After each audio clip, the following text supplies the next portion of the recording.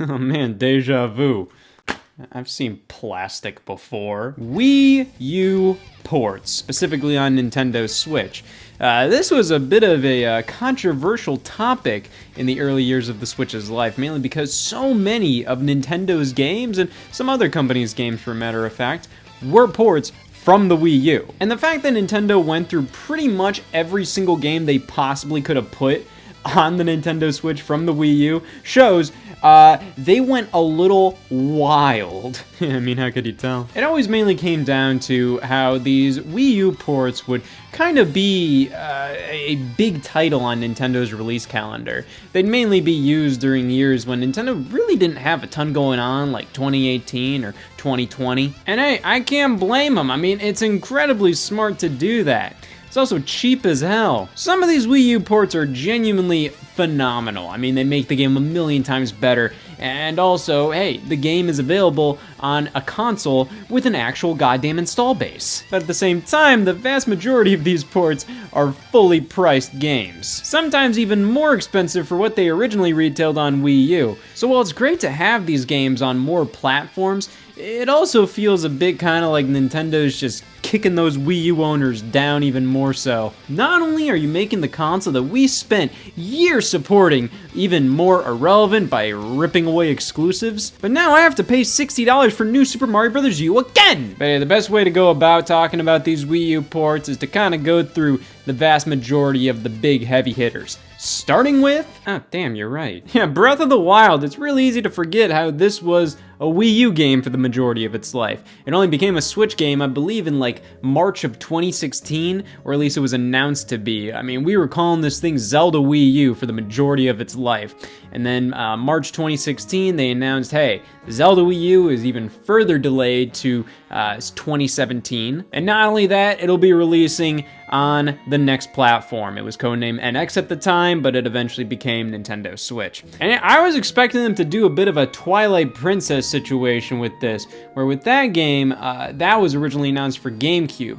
But then when the Wii was coming out, they were like, all right, well, let's put this out on the Wii as well. And it actually came out on Wii first. It was a Wii launch title, and then a couple weeks later, got a bit of a limited release on GameCube. So they stuck to their word. They released it on GameCube. Nintendo said, GameCube owners, go f*** yourself, but thank you. Now, Breath of the Wild followed a very similar pattern to Twilight Princess, but it released day and date on Wii U and Nintendo Switch. It was a pretty fitting swan song that way. I mean, the last Nintendo published Wii U game launched the day their next home system launched. But I'm telling you, man, this just doesn't look right. It's so weird to hold Breath of the Wild in, you know, a case of this size with the Wii U branding and everything. But this is more of a Wii U game, if anything, even though Switch version is superior. Wasn't always like that, though. While the Switch version runs at a slightly higher resolution, and Nintendo also said something like, oh, the sounds in this game are higher quality.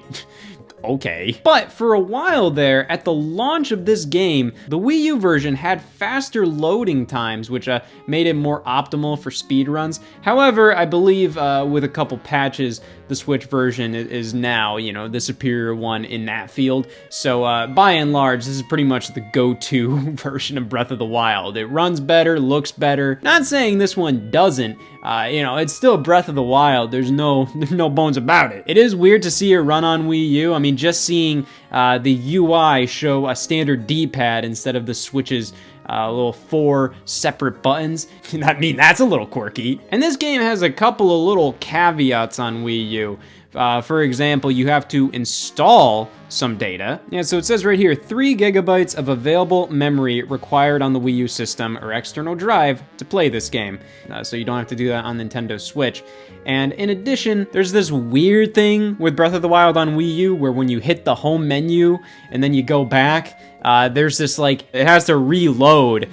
Which is just really strange. Now, what would have been pretty damn cool is that they retained a lot of the Wii U features that were originally present during development. So during like a gameplay demo of this game back in 2014, they showed how there was gonna be this full-blown map on the gamepad and everything. The final release, they scrapped all that. It's pretty much like the gamepad is blank for the entire game, but you can swap to it if you want. I believe you can't have them both running concurrently, though. That would have been pretty cool to have some Wii U specific features in there. It's pretty obvious that they scrapped that pretty late into development, considering the game revolves around the Sheikah slate. And, you know, that's just some, like, Lego City undercover ass looking thing. That game had you use a police communicator to look at the map and call home base and all that stuff. And it was pretty much just an in-game Wii U gamepad. And that was the same thing with Breath of the Wild. The Sheikah Slate was just the in-game Wii U gamepad. But you get rid of the gamepad-specific features, and it's just like, okay, Link has an iPad now. Pretty obvious they wanted some correlation between the Sheikah Slate and using the Wii U gamepad. But in the end, I think they did what was best for the game. AJ Numa himself said that the Wii U gamepad features were just kind of distracting for the player. And I agree, you know, I've been playing a lot of Wii U games lately, you know, just another Wednesday. And yeah, Wii U gamepad features are like unique and all, but it's just kind of a bother to go from the screen to the gamepad, back to the screen again. It's just like, I think they did what was right for this game. You ain't missing out on much playing the Wii U version of Breath of the Wild. You even had access to the DLC back when the Nintendo eShop was still open. And I believe you, for buying the DLC, you could get a Nintendo Switch shirt in-game. And yep, that's on the Wii U version. So this is Breath of the Wild in all of its glory, but the Nintendo Switch version is still superior. It runs better, looks a little better.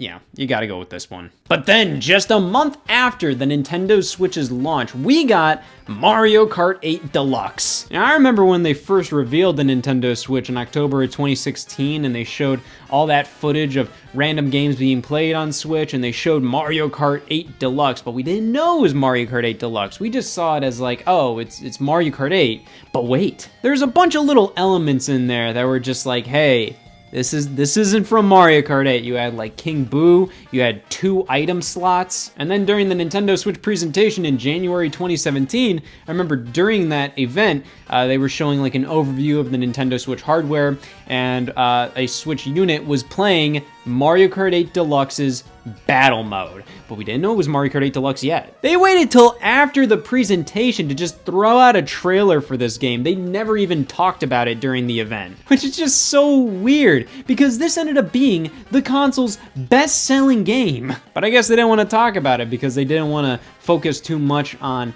older games on the Switch. They wanted to focus on newer experiences during that live presentation. But yeah, this was a huge strategic move, putting out Mario Kart 8 Deluxe only a month and a half after the system's launch. I mean, Mario Kart's the system seller for Nintendo platforms these days. So you put it out that early on, and it's a version of the game that like barely anybody played, you know, barely. I mean, Mario Kart 8 did very well, but in the end, you know, Mario Kart's Mario Kart. I'm pretty sure everybody who owned Mario Kart 8 on Wii U bought Mario Kart 8 Deluxe on Switch. Because you want to keep being able to play Mario Kart. It's just, you want to be able to play the game whenever you want. Just bring it up at a moment's notice. And the new content, there was just enough to warrant a purchase from old Mario Kart 8 users. You got a couple new characters, most notably the Inklings from Splatoon, but then you also have characters like Dry Bones, Bowser Jr., King Boo. They introduced new mechanics in the game. They didn't really change it up that much, but hey, I mean,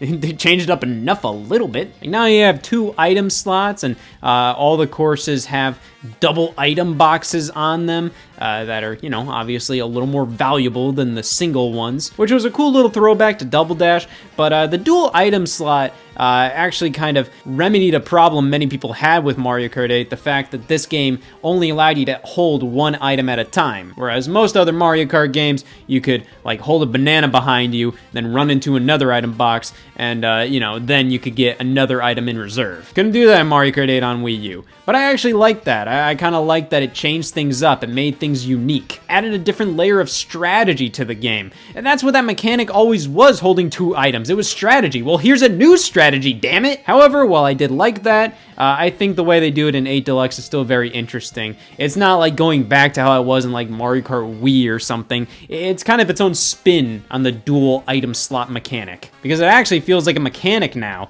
Back when you do it in the older games, it felt more like a secret. Now it's full front and center. They also made a couple of other little tweaks. There's like this assisted driving mode that's like always on for some reason. Like, whenever I boot up Mario Kart 8 Deluxe to play local multiplayer, like, we always forget assisted driving thing is like toggled on, and it's just so annoying, man. Like, why is it always on by default? I think it's a nice feature to have, but like, come on, man, it's just annoying. There's a couple extra little tweaks they did to it, like you can hold your drift longer, and there's another level of a turbo boost you can get.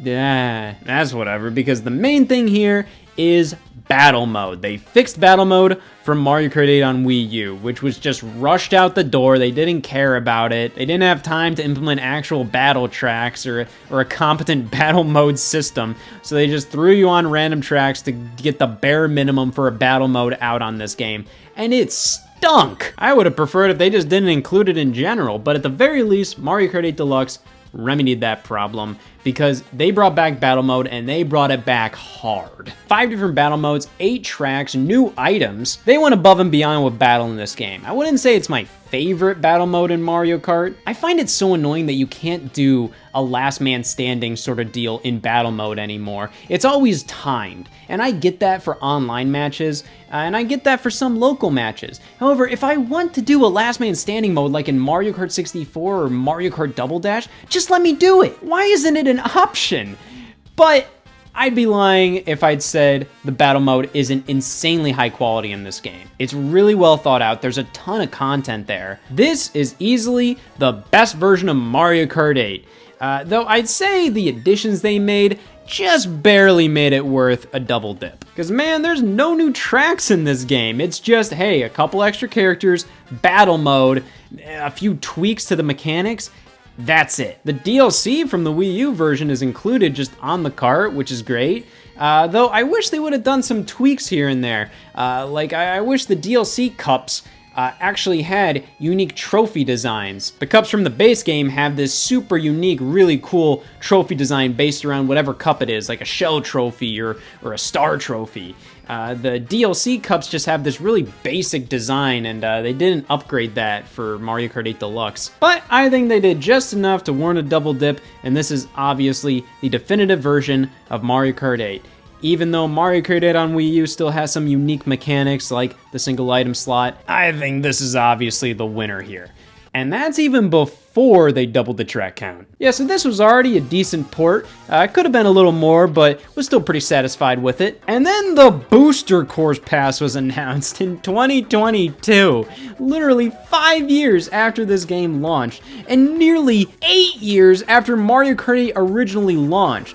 They finally brought out DLC for Mario Kart 8 Deluxe specifically. My lord. Yeah, so for only 25 bucks, or for free if you just have the $50 a year Nintendo Switch Online expansion pack, you get 48 tracks added to Mario Kart 8 Deluxe. The vast majority of them are remasters, and they don't really reach the graphical quality of the base game, but I don't care. That's still incredible, effectively doubling the track count in the game.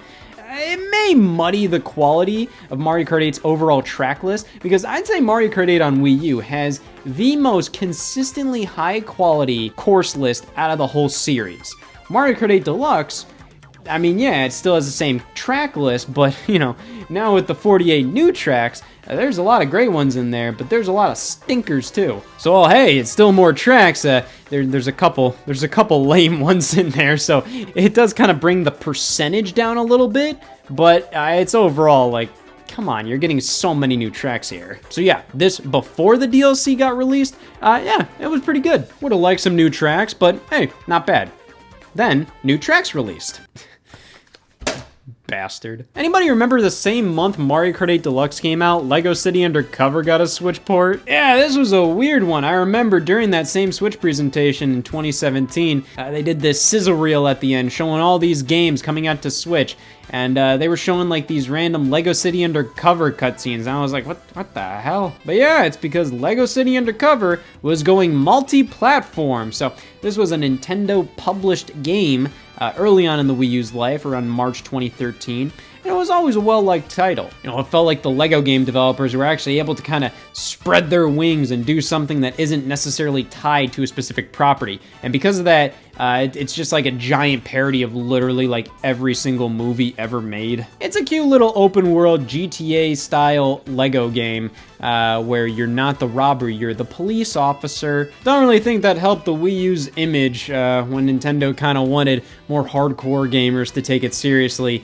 and this was fundamentally their version of Grand Theft Auto. The year GTA 5 released, mind you. But yeah, this is still a fine enough game. I didn't get super into it. I played this for a couple hours, and I liked it fine enough. But one thing just kills it for me.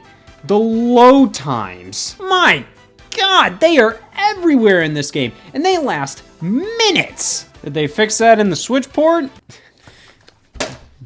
Bastard. The load times are still egregious in this game. They aren't as bad, I don't think, but they're still pretty damn bad. At the very least, they added 2-player co-op in the game, which is a big thing for Lego games. I mean, the Lego games are known for their co-op play. You know, a parent can play with their kid, or just you and a friend can buddy up and play the Lego game together. That's a huge thing for the series, and City Undercover just didn't have that. But now, it does! They made a couple other little changes. Obviously, without the Wii U gamepad, this game pretty much has all the Wii U gamepad elements just on one screen, which does make things a lot nicer. Like I said, I guess those features were kinda cool back then, but like now, they are just goddamn annoying. Especially like that scanning thing where you have to lift the Wii U gamepad up and move it around the environment to try and find like a criminal. In the Switch version, it's literally just moving the stick around. It's just so much more convenient. In addition, they did a lot of cosmetic changes, which is interesting.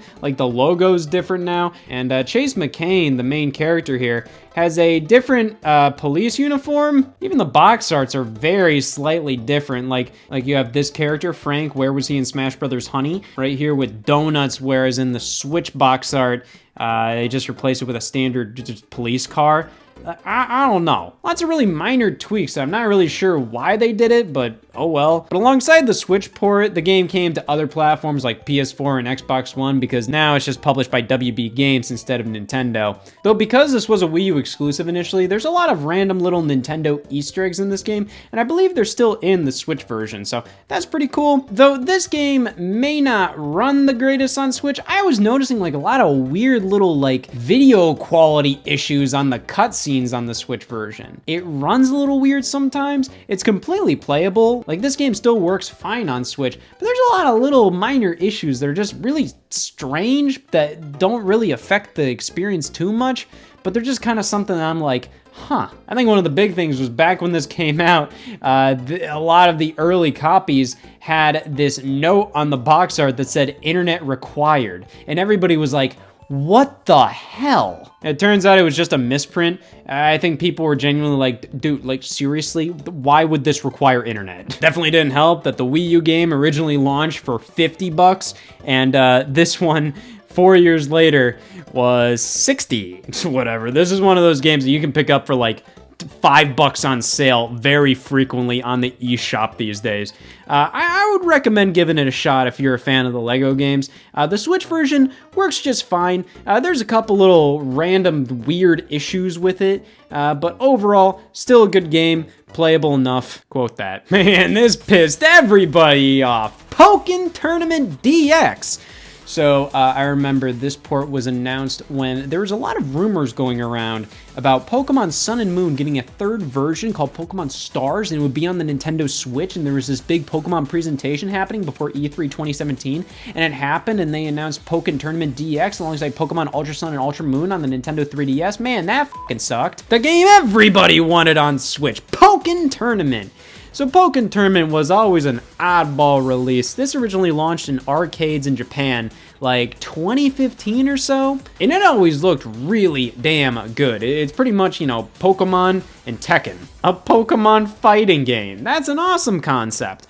And then they finally put it out on Wii U, and it actually got off to an amazing start when it launched back in March 2016. I remember there was like sales data that it might have been doing better than Street Fighter V. Absolutely crazy. But in the end, I don't hear anybody talking about Pokken Tournament at all. I think everybody can agree it's an incredibly well done Pokemon fighting game. But you know, it's just it's just a little forgettable. I'm still adamant about the name, man. I mean, like, why be cute? Like, call it Pokken Tournament. Just call it Pokemon Tournament. But with the Wii U game, it always felt like it was missing DLC. The arcade cabinet was getting brand new characters throughout 2016. They never came to the Wii U game. Though, that's where Pokken Tournament DX comes in. You get all the arcade characters, and then in addition, later on, you got DLC. So this has exclusive characters that not even the arcade version has. So that makes this the definitive version of the game. On top of that, one of the weird things about the Wii U game is that there was no split screen. If you wanted to play locally, one player had to be on the gamepad and the other had to be on the TV screen. In Pokken Tournament DX, they actually have full-blown split screen, which is really nice. Outside of that, not a big Pokken Tournament guy, so I don't really know what else there to say other than, yeah, this is obviously the superior version. Which this extends to Bayonetta 1 and 2. Not that I'm not a big Bayonetta 2 guy. You know, I've actually played a bit more of the Bayonetta series lately, and yeah, it actually finally clicked with me. I'm like, man, this is pretty good. But yeah, similar with these ports, yeah, it's just pretty much like the Switch version is just a better running version of the Wii U game. There's something that was a little lame is the fact that here in North America, the first run of Bayonetta 2 came with Bayonetta 1 on its own disc in the same case, whereas on the Switch, you still got the original Bayonetta, but it was a download code. That was thankfully rectified when Bayonetta 3 came out, and Nintendo actually did a run of Bayonetta 1 physical copies, which, hey, better late than never. But yeah, this was announced at the Game Awards 2017, right alongside Bayonetta 3. Guess which came out sooner? Yeah, this only came out a couple months later, I believe in February of 2018.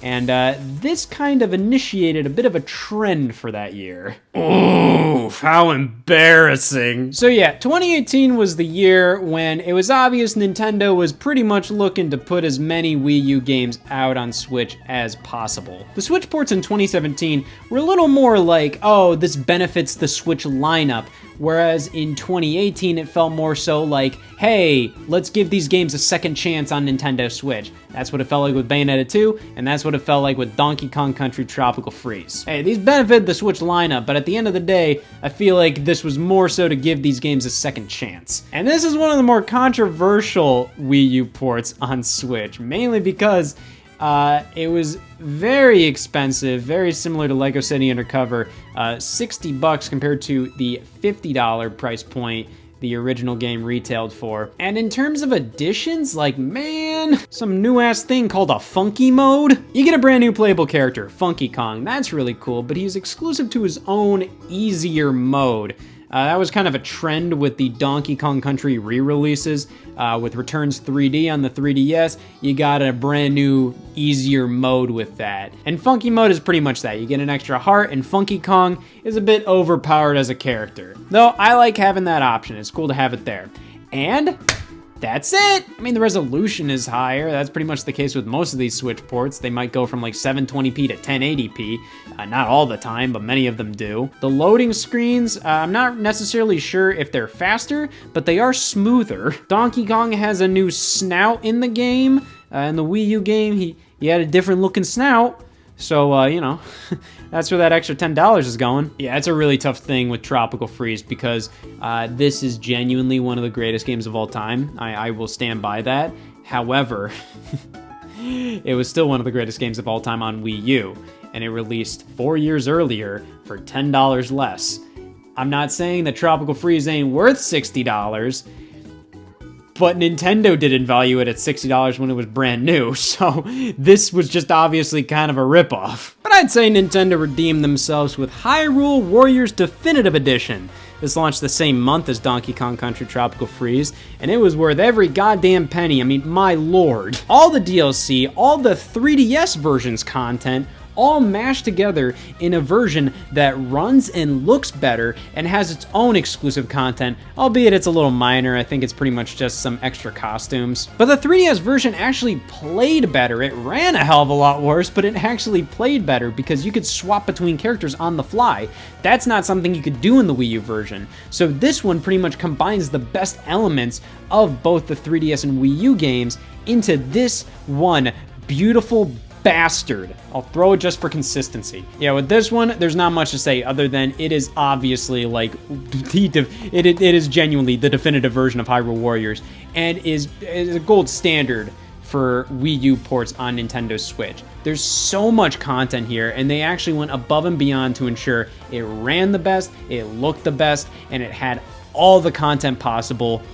Boom. Hyrule Warriors on Switch is a must, if you're interested in Hyrule Warriors. Now, this was a funny little critter that released. Captain Toad Treasure Tracker launched on Nintendo Switch during the summer of 2018. Which wasn't surprising, but was at the same time. I mean, here you have a game that was legitimately a prequel to Super Mario 3D World, pretty much taking the Captain Toad stages from that game and making an entire new game around them. And this was a surprise hit on Wii U. I mean, genuinely one of the Wii U's best games, and it's just kind of a spin-off title from Mario 3D World. It's very surprising. It's a simple puzzle platformer with the whole gimmick of you being Captain Toad and you cannot jump. So all the stages are built around that gimmick, not being able to jump and trying to traverse the entire thing by moving the level around and trying to find all the collectibles and getting to the end. It's one of those perfect Nintendo things because it takes such a simple little concept and stretches it to its absolute limit. This is a great little game. But in my opinion, that's all it kind of was. It's a great little game. It's kind of like a nice side thing, a nice thing to kind of chip away at over time. It was never meant to be this big, huge release. More so a nice supplemental title, something to kind of keep you busy, a cool little puzzle game. Something that you're probably going to pick up after you play Super Mario 3D World, which is why this releasing in summer of 2018 on Nintendo Switch without Super Mario 3D World on Nintendo Switch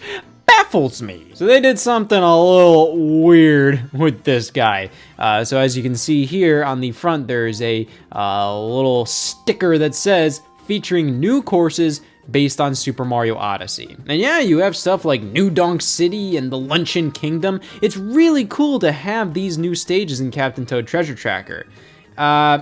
There's one problem though. These new stages replace stages that were in the Wii U version. So yeah, this game does not have some levels that are in this game. Now, it's kind of hard to complain because the stages that are replaced in the Wii U version are just simply stages that were from Super Mario 3D World. So they were always just kind of little bonuses.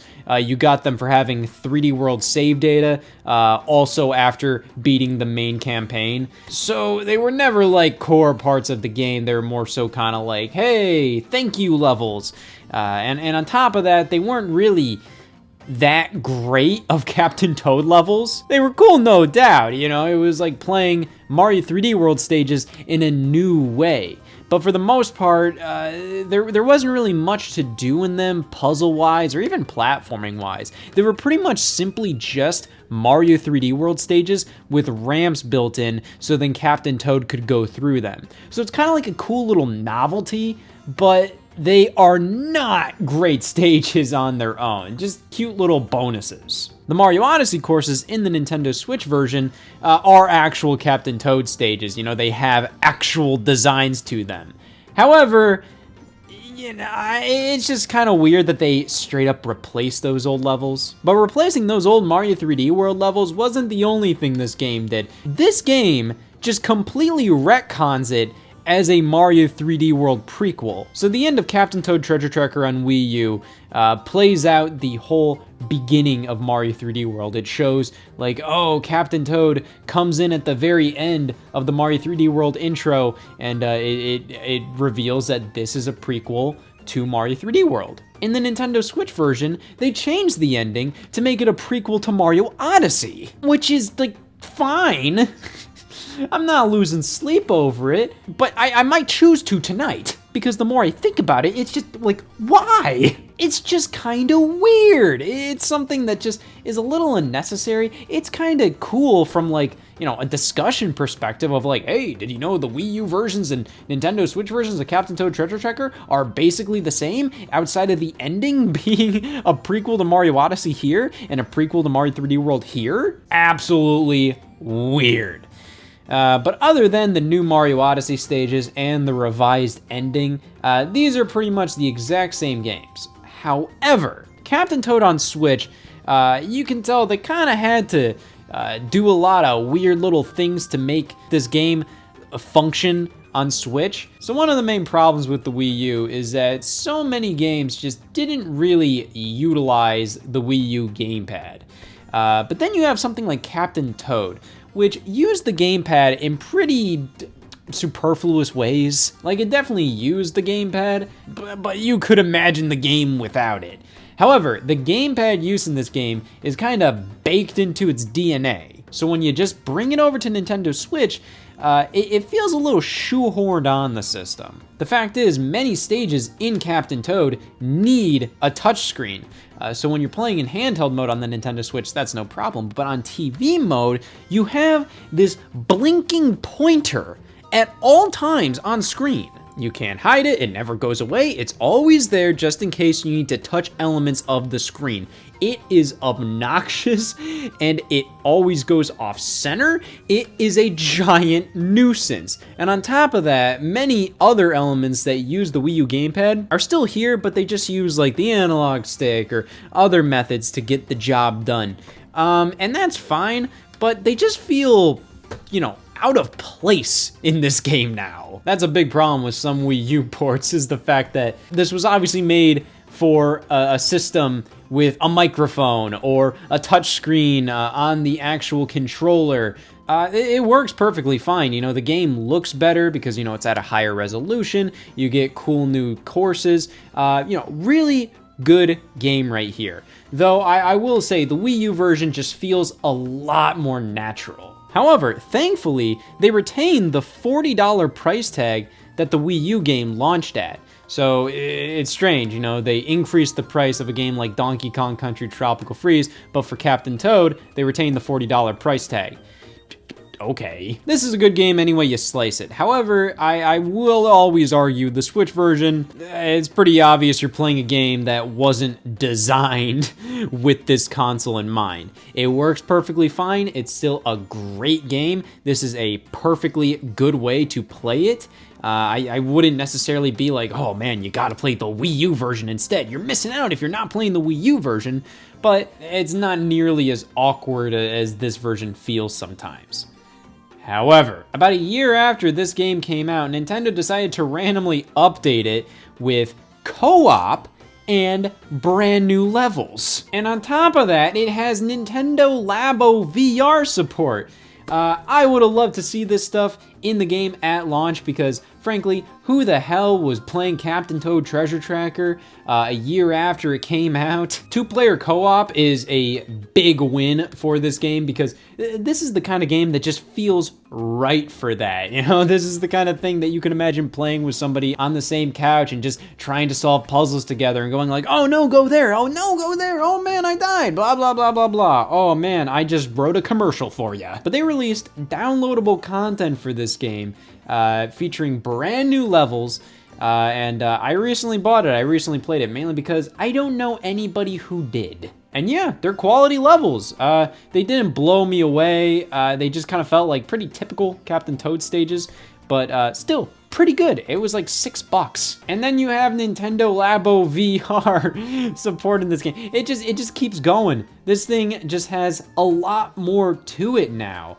And yeah, I think that automatically makes the Nintendo Switch version the definitive version of Captain Toad. Even without the DLC, just co-op mode in general, that's a huge plus to this game. In addition, the Nintendo Switch port launched right alongside a Nintendo 3DS version, which many will agree is one of the weirdest yet most justified things Nintendo's ever done. So Captain Toad is a spin-off of Super Mario 3D World, which is a successor to Super Mario 3D Land on the 3DS. And the Captain Toad stages feel 100% designed around stereoscopic 3D. So putting that game on the 3DS was like, wow, a match made in heaven.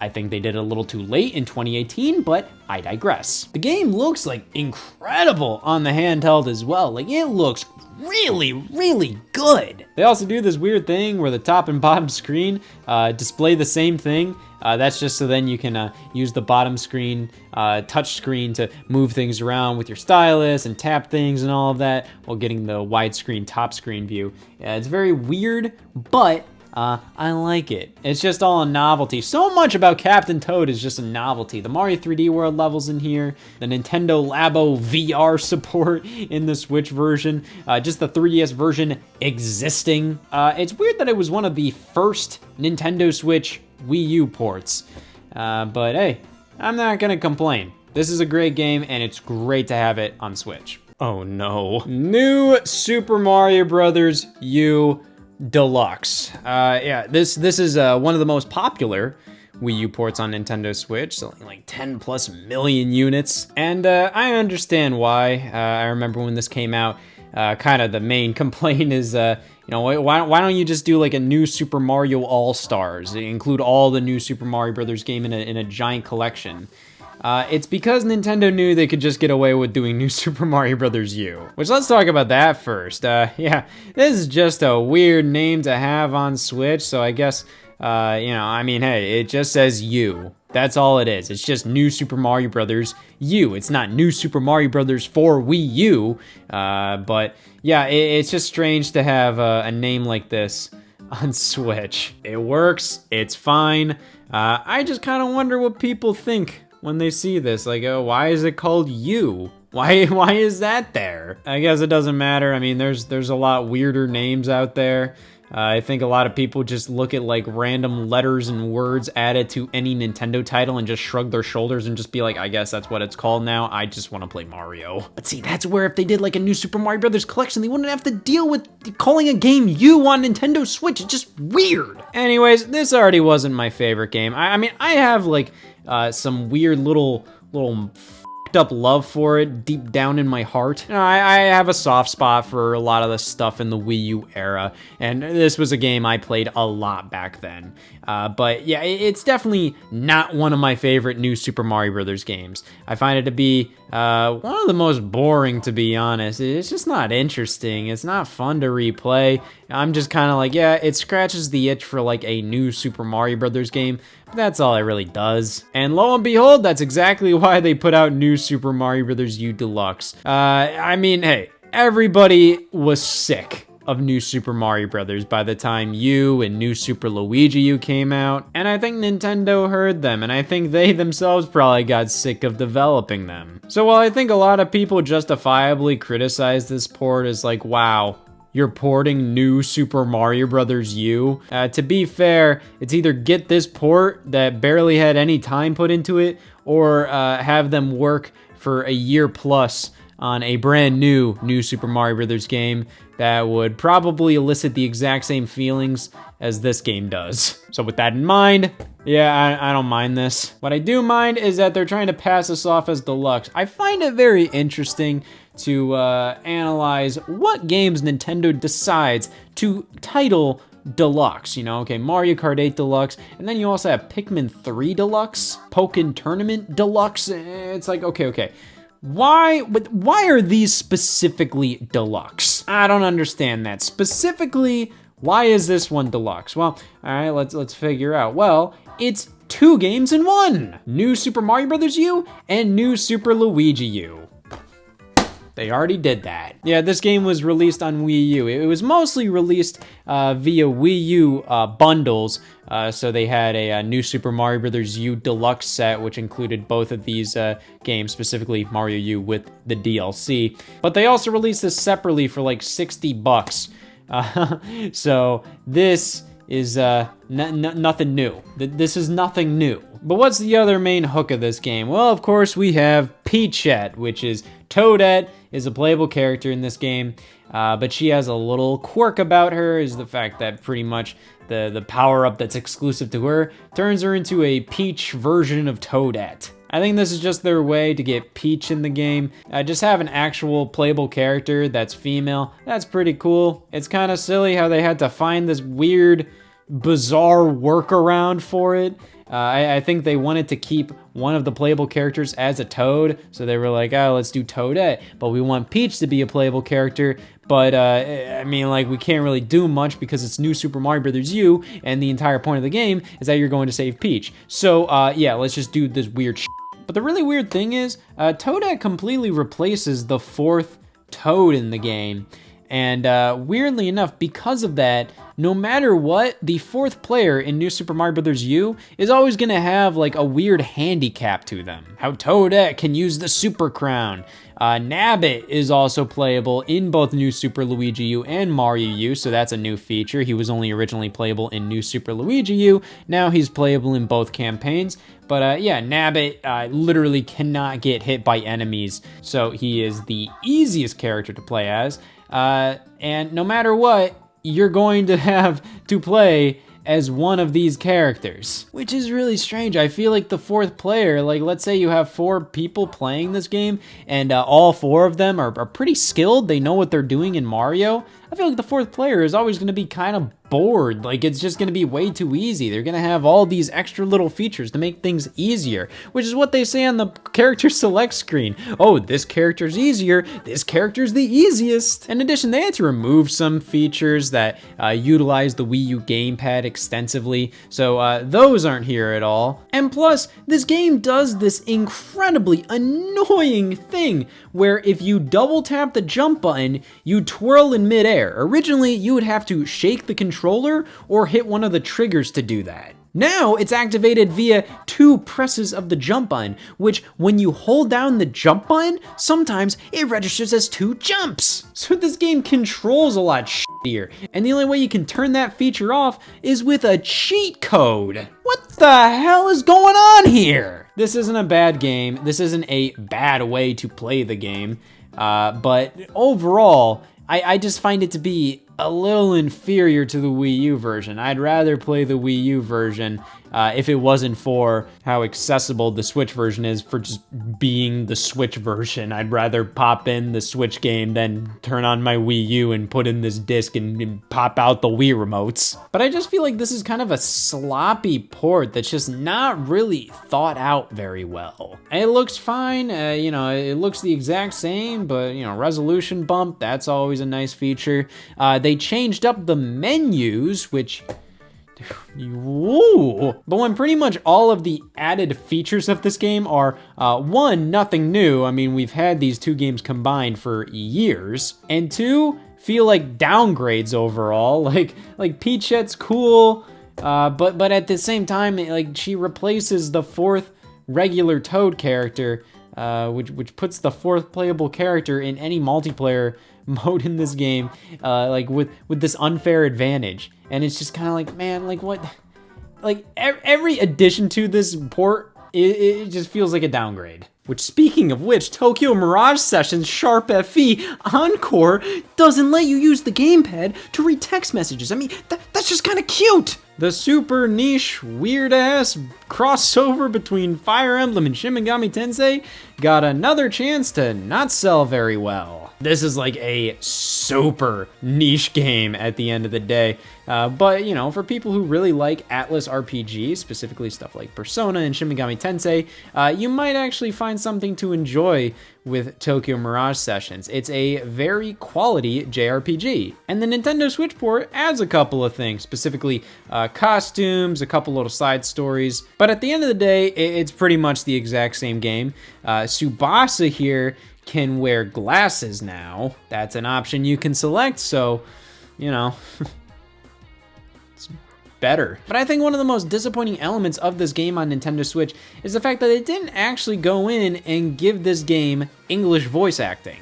I understand this game takes place in Japan, so yeah, you know, it thematically makes sense for all the characters to be speaking Japanese. But I always found that to be more of a budgetary thing that they decided to not do. I think the option is great to have there, to have it so then, yeah, you can play the game with Japanese voiceovers, but I do feel like it kind of keeps this game from being as accessible as it can be. Then again, I'm not really sure if English voiceovers would make this game that much more accessible. It would still be a niche little weirdo, but a good niche little weirdo. This is a solid game, and I think more people should give it a try. But yeah, this released in early 2020, kind of after a bit of a drought with Wii U ports. Nintendo was kind of just churning out more original games for the Nintendo Switch, which is great to see. But 2020 was definitely a bit of a slower year for Switch. After Animal Crossing New Horizons came out, we didn't really know what was going on with the platform. And eventually, Nintendo did the unthinkable. Well, I never would have expected this. Pikmin 3 was one of the last major Wii U games that did not come to Nintendo Switch. And I felt like it was potentially because of the extensive gamepad use and Wii Remote and Nunchuck controls in this game. Pikmin needs Wii Remote and Nunchuck controls, or at least to a lot of Pikmin players, like that was the control scheme for this game. And Pikmin 3 supported it alongside the gamepad for map functionality. Without that, you know, like Pikmin works fine. I think that's something we have to get through our dumb Pikmin brains that like, hey, we can live without Wii Remote and Nunchuck controls. The GameCube controls are fine, they work great. But like the Wii Remote controls are just so much better. So I think it was kind of hard to imagine Pikmin 3 on Switch without it feeling like a little like a downgrade. But either way, we got Pikmin 3 Deluxe. And I think this game has a lot of additions that do kind of make it like, hey, this is Pikmin 3 Deluxe. There's a brand new prologue and epilogue in the game. They include all the DLC. They bring back the Piclopedia from Pikmin 2. There's also co-op throughout the entire campaign, which is like, wow, like these are massive additions. And they do allow you to use the Joy-Con and also the Switch Pro controller with the gyro, which at least mimics the feeling of the Wii Remote controls. They are not the Wii Remote controls. Yeah, that's just a major issue with gyro. It's just like it goes off center so much, and it's just finicky. It just doesn't feel as good. It just doesn't work as well. And in addition, Pikmin 3 Deluxe kind of disappoints graphically. It's just the same damn thing. No resolution bump on this. It's weird. It's weird that it didn't happen. But I think they add enough features, and Pikmin 3 is still Pikmin 3. I mean, it is wonderful, which I think makes this a solid buy. Now, if it's better than the Wii U version, I mean, it has more content, and that content's pretty good.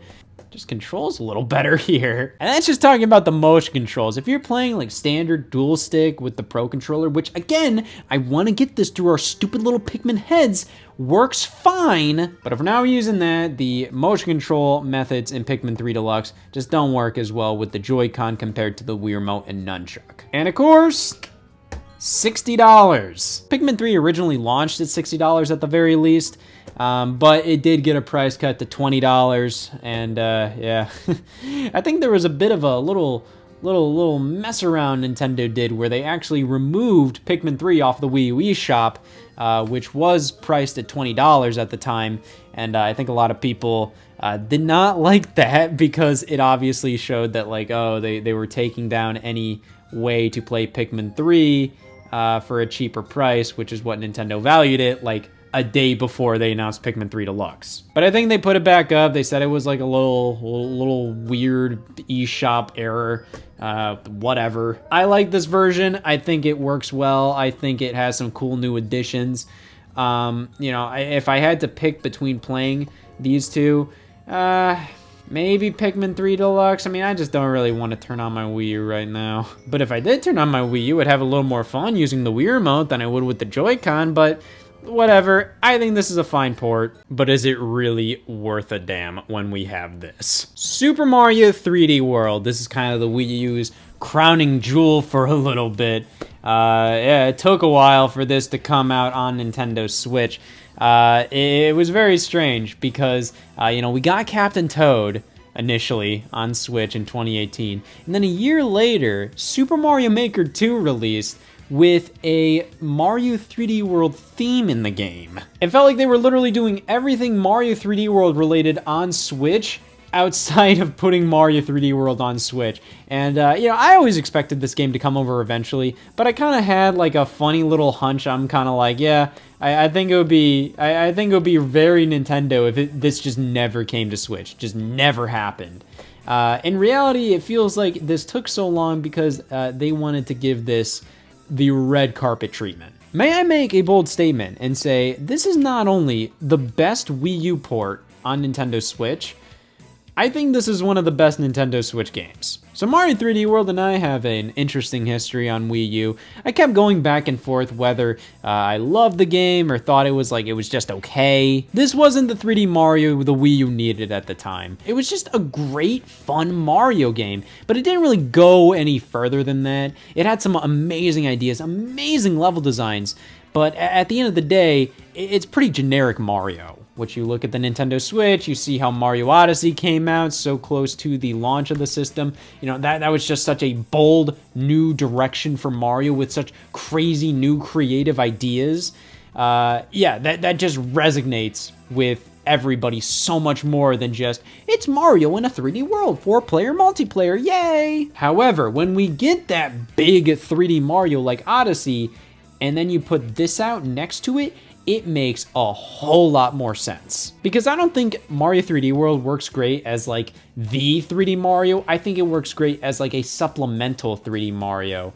Or just like its own type of Mario game, you know? And they went goddamn crazy with this game on Switch. I mean, they pretty much solved every little issue. They thought of everything to make sure this game ran and performed as perfectly as possible on Switch. They went as far as coloring in the goddamn stamps. So yeah, on Wii U, you would get these Miiverse stamps. They were black and white, and of course, Miiverse doesn't exist anymore. So in Mario 3D World on Switch, they're colored, and you can use the stamps in like a photo mode in the game. You can take photos and you can place the stamps all around the environment. It's crazy what they did in this game. All the characters' running speed has been increased tenfold. Like, everybody runs so much faster, and it makes the game just so much more fluid and fun. The game cut down on loading screens and saving screens, like, significantly. Like, in the Wii U version, we would have to wait after every stage and a little saving bar, saved your game, okay, moving on.